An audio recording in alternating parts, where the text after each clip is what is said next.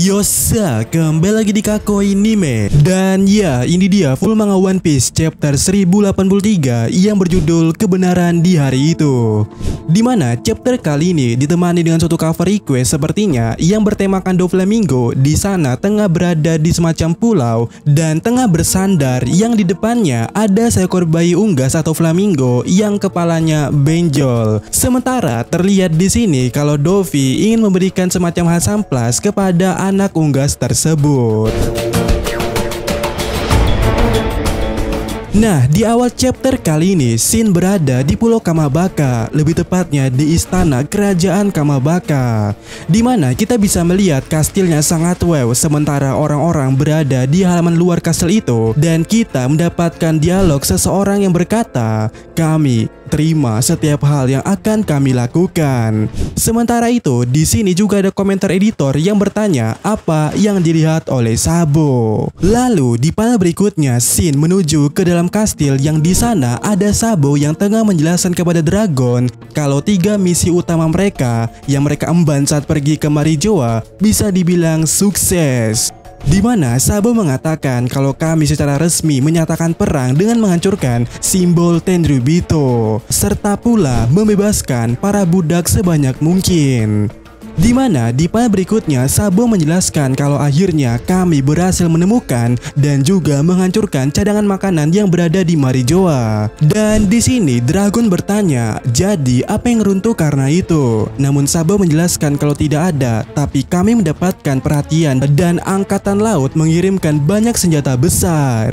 Kemudian di halaman berikutnya Dragon menjelaskan situasi kalau sementara ini kami telah memicu pemberontakan di 12 negara. Di mana kami memiliki pengawal yang kuat di sana dan 8 di antaranya berhasil melakukan itu atau berhasil memberontak. Tentu saja Ivankov langsung merespon sebab dengan apa yang terjadi kepada Lulusia pada saat ini, apakah itu bisa dikatakan 8 negara telah berhasil memberontak? Dan di panel berikutnya Dragon menyatakan kalau berita headline baru-baru ini telah menyensor semua berita lainnya. Namun untuk saat ini 7 negara di antaranya telah menyatakan niat mereka untuk tidak lagi membayar pajak atau sumber daya surgawi ataupun mematuhi pengeksporan sumber daya mereka yang eksploratif. Lalu Ivankov dengan semangatnya merespon kalaulah di atas daripada semua itu, pasukan revolusioner telah menyerang pemasok pasukan pemerintah di seluruh dunia untuk menghentikan sumber daya mencapai Marijoa.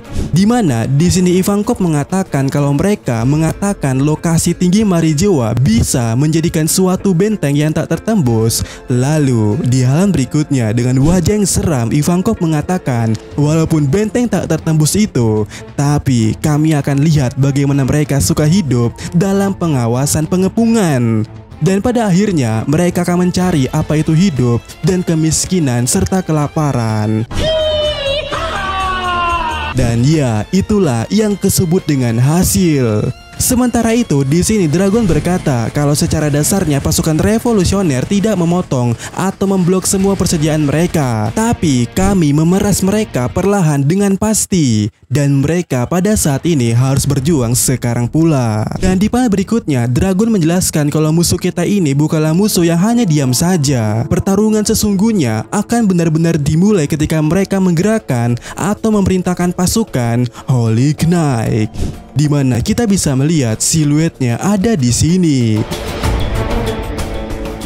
Kemudian di halaman berikutnya Ivankov bertanya kepada Sabo, di mana seharusnya Sabo menyadari kalau dirinya menjadi target nomor 1 mereka pada saat ini.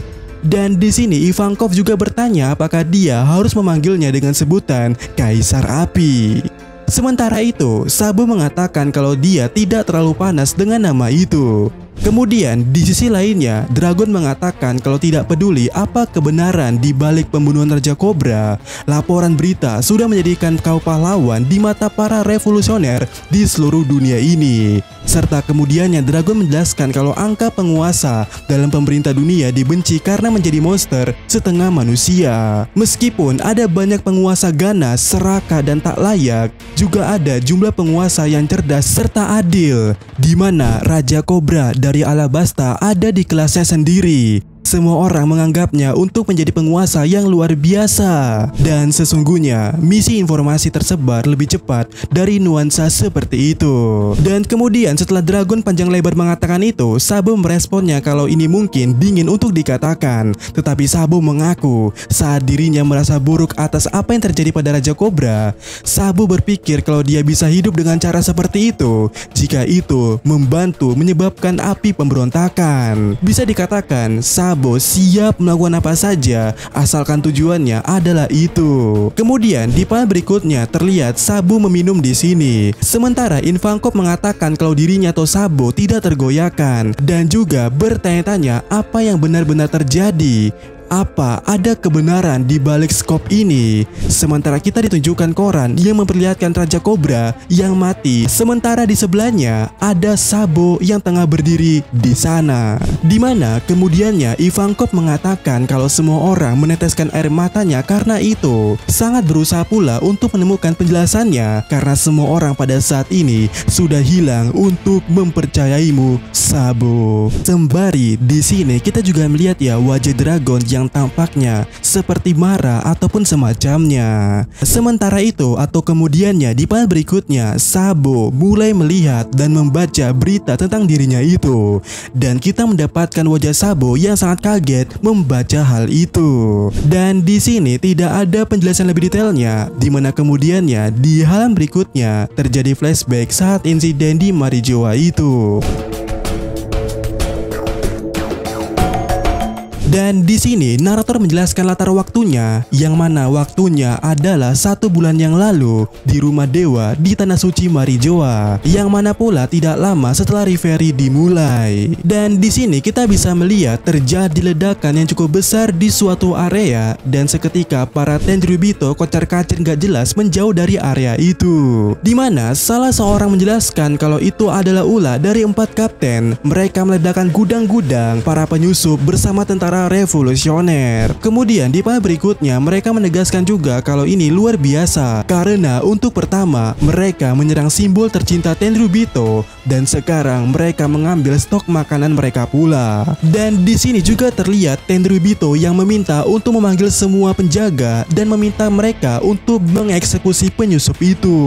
Kemudian di halaman berikutnya terlihat ada seseorang kapten bajak laut yang menjadi budak di sana dan tengah dikudai dari seorang Tenryubito di sana, yang mana Tenryubito itu mempecut budak itu sambil meneriakinya untuk cepat berjalan sampai hilang kesabarannya dan kemudian memutuskannya untuk jalan sendiri dan juga secara bersamaannya mengacukan pistolnya ke arah budak itu. Tetapi tiba-tiba seekor seperti burung melintas terbang dengan cepat di antara mereka dan mengambil pistol Tenryubito itu.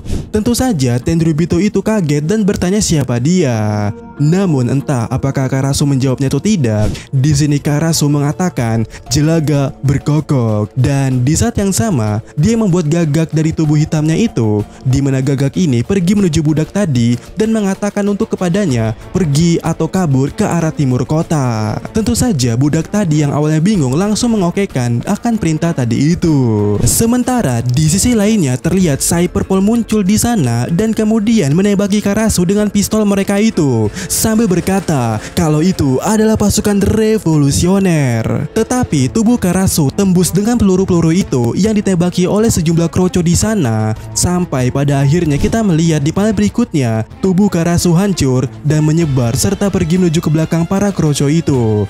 Yang di sini ya kroco itu mulai menyadarinya kekuatan Karasu, tetapi semua itu telat saat Karasu sudah berada di belakang mereka. Yang mana dengan teknik bernama Obelisk Shot, Karasu menghempaskan kroco itu dengan tusukan-tusukan hitam yang menggegar di sana. Dan diketahui Karasu di sini adalah user Bueblis Shot Nomi. Kemudian di panel berikutnya terlihat Lindbergh di udara dengan jetpacknya menembaki rantai para budak untuk kabur serta menginformasikan untuk pergi ke sisi timur dengan mengatakan juga kalau mereka akan dibebaskan di sana. Tentu saja semua budak itu berterima kasih dan berlari secepat mungkin. Sementara itu di sisi lainnya Lindbergh melihat ledakan di tempat lain sambil berkata, oh mereka benar-benar melakukannya. Namun di panel berikutnya Karasu memperingatkan Lindbergh untuk cepat karena mereka sedang menuju ke arah sini. Dimana di panel itu terlihat Fujitora muncul, sementara Karasu sudah menargetkannya dengan melancarkan teknik Crow Recon, yaitu serbuan burung gagak ke arah Fujitora. Tetapi Fujitora dengan ancang-ancangnya menciptakan gelombang kejut yang menghempaskan gagak-gagak itu, serta membuat Karasu kaget melihatnya.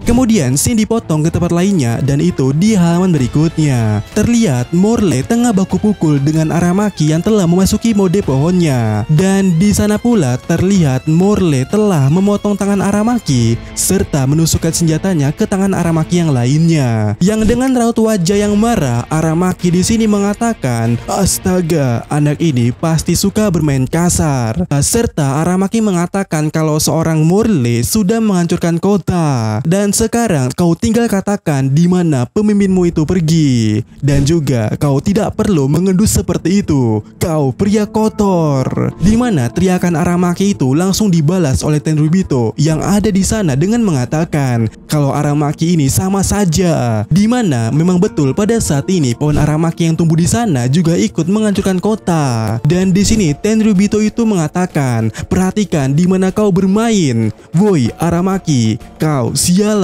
Aku akan memastikan kau digantung jika dari kami ada yang terluka."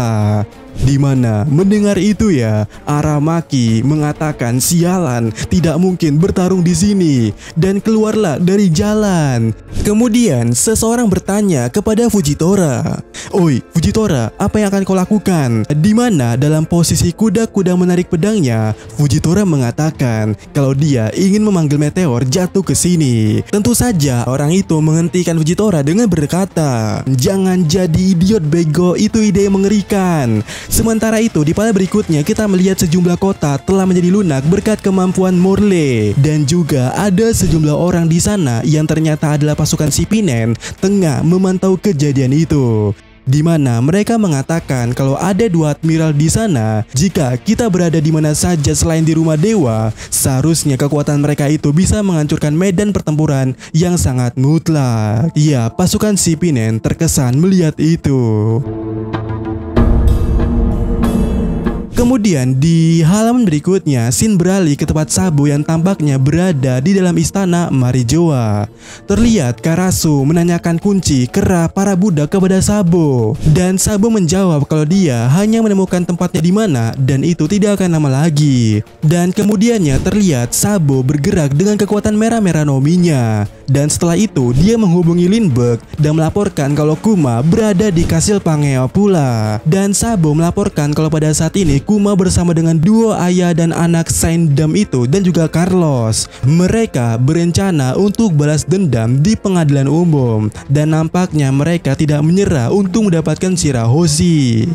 Dan Lindbergh merespon kalau tidak terima dengan semua itu jika mereka menggunakan Kuma untuk seperti itu. Dan Sabo di sini setuju akan hal itu dan menyuruh Morley pula untuk menyiapkan semuanya. Sementara kita melihat Shirahoshi di panel ini tengah berada di suatu tempat berbicara dengan seseorang. Kemudian di panel berikutnya kita juga melihat kalau Bone tengah berlari sambil berkata ayah, yang tentu saja itu adalah Kuma.